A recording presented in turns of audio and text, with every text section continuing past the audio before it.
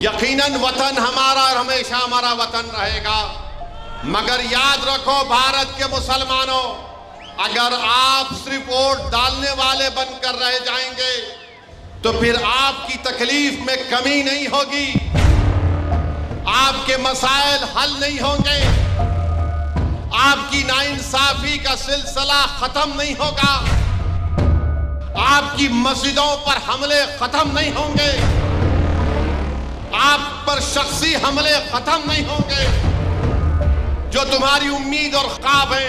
اس کو اگر کوئی پورا کر سکتا ہے تو مجلس اتحاد المسلمین پورا کر سکتی ہے۔ یاد رکھو بھارت کی جمہوریت کی تلخ حقیقت یہی ہے کہ جس کے پاس اس کے ووٹوں سے اس کے نمائندے جیت کر آتے ہیں انہی سے انصاف کیا جاتا ہے۔ آج ہم صرف ووٹ ڈالنے والے بن کر رہ گئے، ہم سیکولرزم زندہ باد کے نعرے تو لگاتے ہیں، ہم کسی کو ووٹ ڈال کر اس کے گلے میں پھول کا ہار پہنا دیتے ہیں اور دل و دل میں یہ امید کرتے ہیں کہ یہ میری تکلیف کو محسوس کرے گا، یہ پارلیمنٹ اور اسمبلی میں میری آواز بنے گا۔ مگر بتاؤ، تم جانتے ہو، تم گواہ ہو نوجوانوں، پچھلے 10 سال سے جب سے نریندر مودی کی حکومت ہے، جب کبھی بھی مسلمانوں پر ناانصافی کی بات اٹھی، جب کبھی بھی مسلمانوں کے خلاف کانسٹیٹیوشن کے خلاف قانون بنایا گیا، ٹرپل طلاق کا قانون ہو، CAA کا قانون ہو، UAPA کا قانون ہو،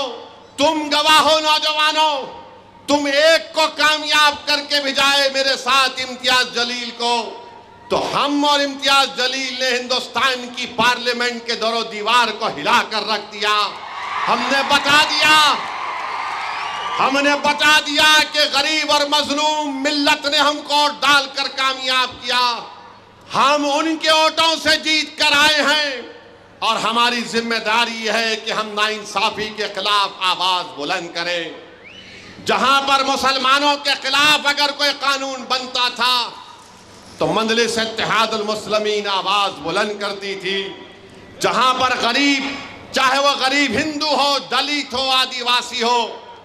اگر کوئی قانون بنتا تو مجلس نے اس کے خلاف آواز اٹھائی۔ ریزرویشن کا مسئلہ آیا، کیٹیگرائزیشن کا مسئلہ آیا، مجلس نے کہا کہ ہم کو قابل قبول نہیں ہے سپریم کورٹ کا فیصلہ۔ مگر یاد رکھو نوجوانوں، تمہاری آنکھوں سے دیکھ رہے ہو کہ 2014 سے کیا ہو رہا ہے۔ جب کبھی بھی ظلم ہوتا ہے، جب کبھی بھی کوئی حادثہ یا واقعہ ہوتا ہے تو تمہاری پہلی نظر یہ ہوتی ہے کہ دیکھو تو صحیح کہ مجلس اتحاد المسلمین کا صدر الدین اویسی اور امتیاز جلیل کیا بول رہے ہیں۔ تم یہ نہیں دیکھتے کہ کوئی دوسری پارٹی کا شخص کیا کہنے والا ہے، کیونکہ تم جانتے ہو کہ تمہارے دلوں میں جو چھپے ہوئے غم ہیں، تم جانتے ہو کہ تمہارے دل و دماغ میں جو تمہاری امید اور خواب ہیں، اس کو اگر کوئی پورا کر سکتا ہے تو مجلس اتحاد المسلمین پورا کر سکتی ہے۔ تم جانتے ہو کہ بھارت کی پارلیمنٹ میں امیت شاہ، نریندر مودی اور RSS کی آنکھوں میں آنکھیں ڈال کر اگر کوئی انصاف کی بات کر سکتا ہے تو اس کا نام مجلس اتحاد المسلمین ہے۔ میرے عزیز دوستوں اور بزرگوں، مگر یاد رکھو تمہارے یہ جذباتی نعروں سے